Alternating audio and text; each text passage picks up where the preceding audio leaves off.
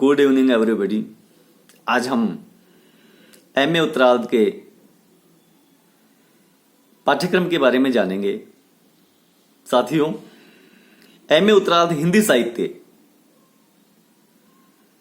में 5 प्रश्न पत्र होते हैं।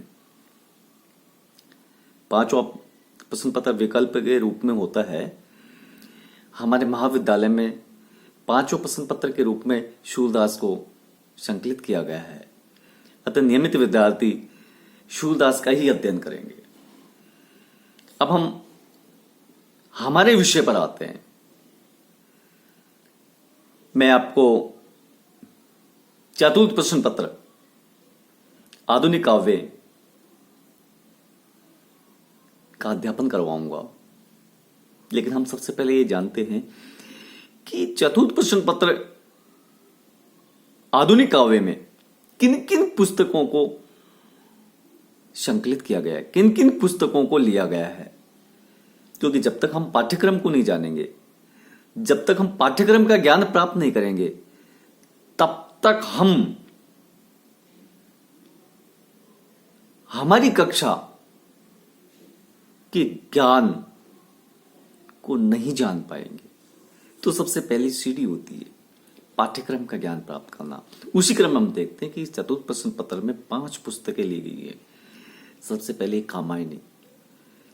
कामायनी में हालांकि 15 सर्ग हैं, लेकिन यहां चिंता और श्रद्धा 2 सर्गों को लिया गया है। आप जानते हो कि कामायनी की रचना जयशंकर प्रसाद ने की थी। जयशंकर प्रसाद छायावाद के प्रमुख कवि हैं और कामायनी भी छायावाद की एक महत्वपूर्ण रचना है। दूसरी पुस्तक के रूप में हम लेते हैं राग विराग, जिसका संपादक डॉक्टर रामविलास शर्मा ने किया है। इस पुस्तक में राम की शक्ति पूजा शीर्षक कविता को लिया गया है। निराला जी की जो रचना है राम की शक्ति पूजा, उसको लिया गया है। तीसरी पुस्तक के रूप में हम लेते हैं आंगन के पार द्वार। मित्रों, आंगन के पार द्वार आगे जी की महत्वपूर्ण रचना है।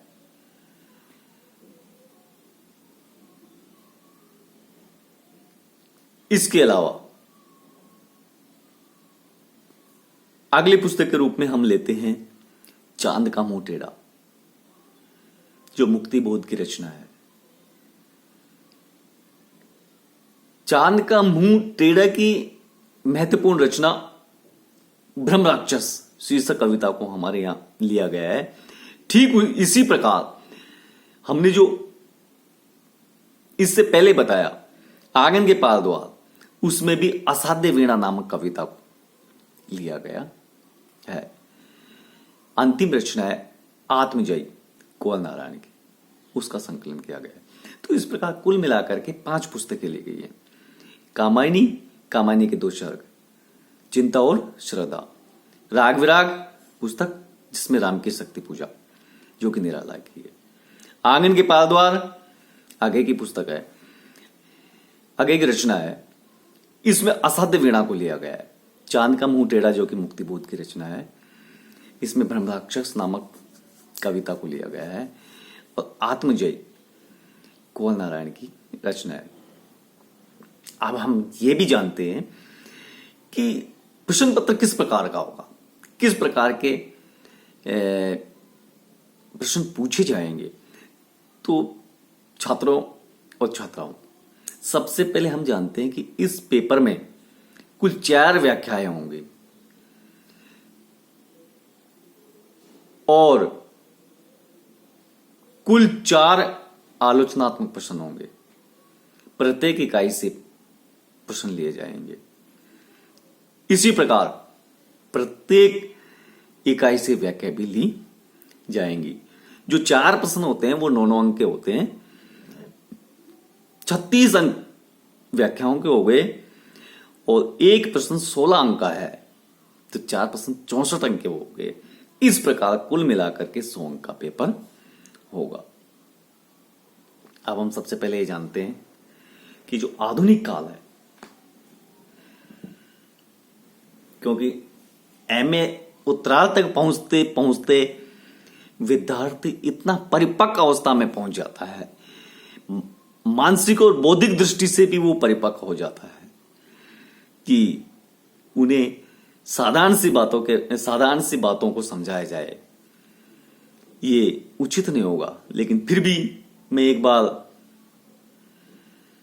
पुनः दोहरा देता हूं कि आधुनिक काल है, उसका प्रारंभ भारतेंदु जी से होता है। भारतेंदु युग से द्विवेदी युग, द्विवेदी जी से छायावाद, छायावाद से प्रगतिवाद, प्रगतिवाद से प्रयोगवाद, प्रयोगवाद से नई कविता, नई कविता से साठोत्तरी समकालीन कविता तक पहुंचता है। तो इस प्रकार ये आधुनिक काल है, अनेक वादों पड़ावों को पार करते हुए आज तक पहुंचता है। इन विभिन्न कालों में, विभिन्न वादों में साहित्य में नई नई प्रवृत्तियों ने जन्म लिया, ये सब हम देखेंगे। परंतु सबसे पहले जो हमारी पुस्तक है कामायनी, कामायनी की रचना जयशंकर प्रसाद ने की थी। जयशंकर प्रसाद छायावाद के इन्हीं हिंदी साहित्य के महत्वपूर्ण और बहुमुखी प्रतिभा के धनी थे। उन्होंने सिर्फ कविता के क्षेत्र में ही नहीं, गद्य के क्षेत्र में भी अपनी लेखनी चलाई थी। कामायनी ऐसी प्रौढ़ और महत्वपूर्ण रचना है जो छायावाद में अपना विशिष्ट स्थान रखती है। कामायनी की रचना एक आख्यान को लेकर के की गई। एक बार पृथ्वी पर भयंकर प्रलय होता है और प्रलय का मूल कारण होता है देव संस्कृति की विलासिता, उनका दंभ, उनका अहंकार। मित्रों, जब जब मनुष्य में अहंकार की प्रवृत्ति पनपती है, निश्चित रूप से प्रकृति या कोई देवी शक्ति अपना वास्तविक रूप दर्शा देती है। सारी सृष्टि जलमग्न हो जाती है, चारों ओर पानी पानी दिखाई देता है। सिर्फ एक ही मनुष्य बचता है, वो मनु था। शुरू होती है कामायनी चिंता सर्ग से। हिमगिरी के उतुंग शिखर पर बैठ सिला की शीतल छांव, एक पुरुष भीगे नैनों से देख रहा था दुर्लभ। नीचे जलता ऊपर हिमता, एक तरलता एक सघन, एक ही तत्व की प्रधानता, इसे जड़ खोया चेतन। इस प्रकार कामायनी का प्रारंभ होता है। किस प्रकार मनु चिंताग्रस्त थे, साधना में लीन थे, क्योंकि जब मनुष्य को चारों तरफ दूर दूर तक कहीं भी किसी भी प्रकार का कोई जीव दिखाई नहीं दे, तो उसकी स्थिति कैसी होगी ये तो हम और आप अनुमान से ही समझ सकते हैं, महसूस कर सकते हैं। उस समय मनु की जो स्थिति थी वो इन पंक्तियों के साथ ही शुरू हो जाती है। और उस समय वो अकेले बैठे हुए चिंताग्रस्त थे। कुछ समय बाद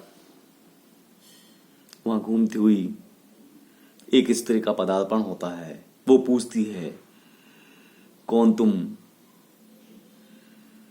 समुद्र में फेंकी हुई नीलमणि के, समुद्र से फेंकी गई नीलमणि के समान यहां साधना में लीन हो। मनुष्य परिचय प्राप्त करती है और वह अपना परिचय देती है। वो और कोई नहीं थी, श्रद्धा थी। इस प्रकार दोनों का वार्तालाप होता है और सृष्टि के नवनिर्माण या पुनर्निर्माण के बारे में सोचते हैं। तो इन दोनों सर्गों में चिंता और श्रद्धा में यही बताया गया है बाकी हम ये जान सकते कि कामायनी का उद्देश्य था मानववाद की स्थापना। तभी तो मनु ने कहा था कि औरों को हंसते देख मनु हंसो सुख पाओ, अपने सुख को विस्मृत करके सबको सुखी बनाओ। यही तो मानववाद है।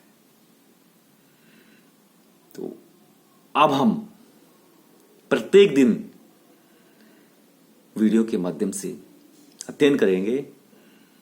आप ध्यान से सुनिए और पढ़ते रहिए। धन्यवाद।